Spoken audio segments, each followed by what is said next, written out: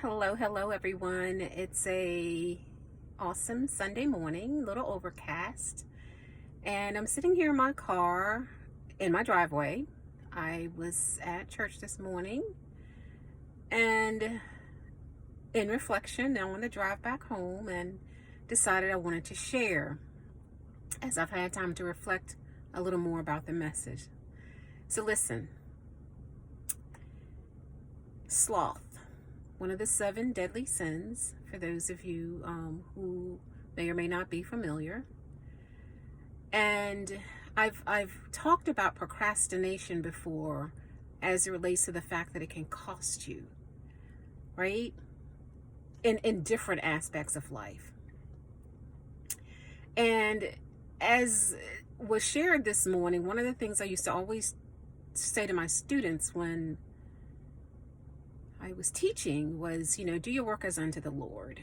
And that's based in Colossians. Not unto Mrs. Stewart, but do your work as unto the Lord. And everything we do, we must do it as unto the Lord, right?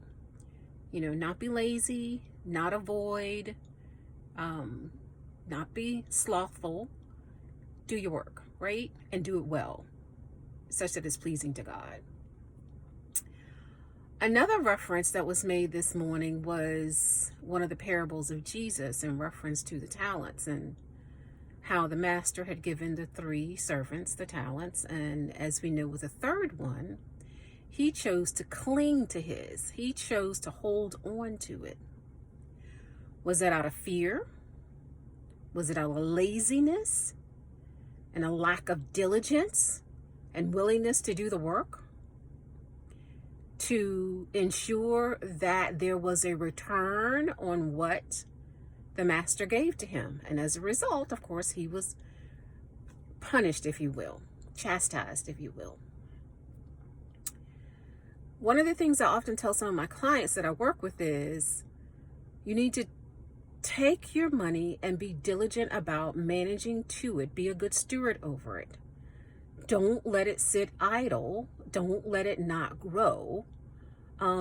Don't, position yourselves to incur unnecessary loss or fees, etc., because you're not minding or taking care of your money. The other thing I often tell them is you can look at your savings in terms of buckets.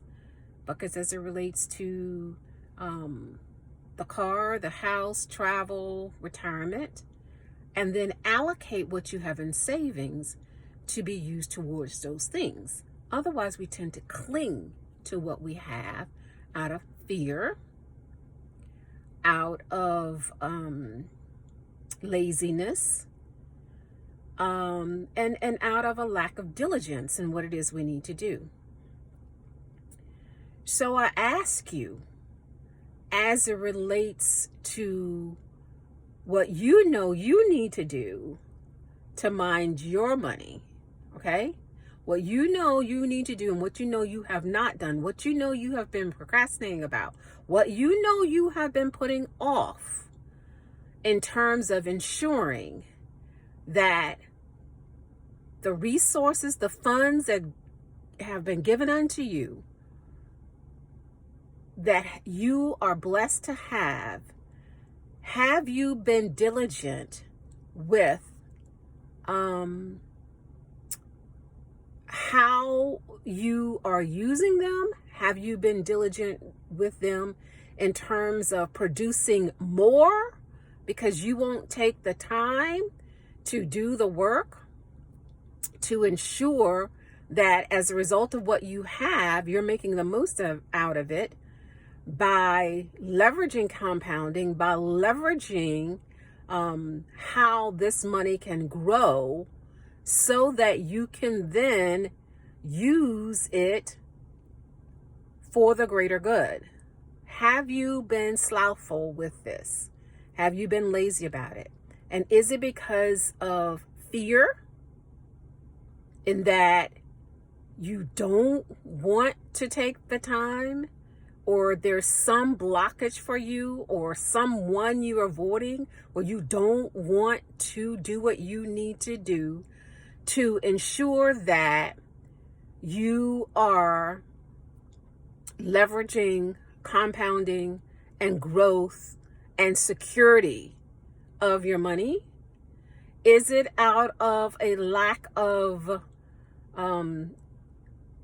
is it because of laziness? Is it because you're being slothful that you won't, and procrastinating, that you won't take the steps to do what you need to do to ensure that your money is managed well? Is it a lack of discipline? Is it that you're not willing to do the work, right? That you need to do, to take action to do the work that you need to do to ensure that you are a good steward and you are managing to what you have well, and that you're doing it such that you can leave an inheritance for generations to come. There's so much, so that you can now be a person who's used by God in the kingdom now to help accelerate the causes that are near and dear to your heart, or near and dear to the to God, the causes of Christ. Like, what's the holdback? Why are you being lazy? Or why are you being fearful? Why have you not taken action to do what you need to do to mind your money? Okay? So all of that may not have come out perfectly well, but I did not want to share what was on my heart, because that was some of the revelation I received as it relates to the work that I do with you and others around your personal finances. So, Rita Stewart, know that I love you. I'm here for you. And reach out to me if you need to have the conversations, if you need to take action and you haven't. Clinging is not going to bring about growth. That's not where it's going to happen. You have to use what's in your hand, manage it well, and as a result, more will be given unto you. So blessings. Have a great day. Until next time.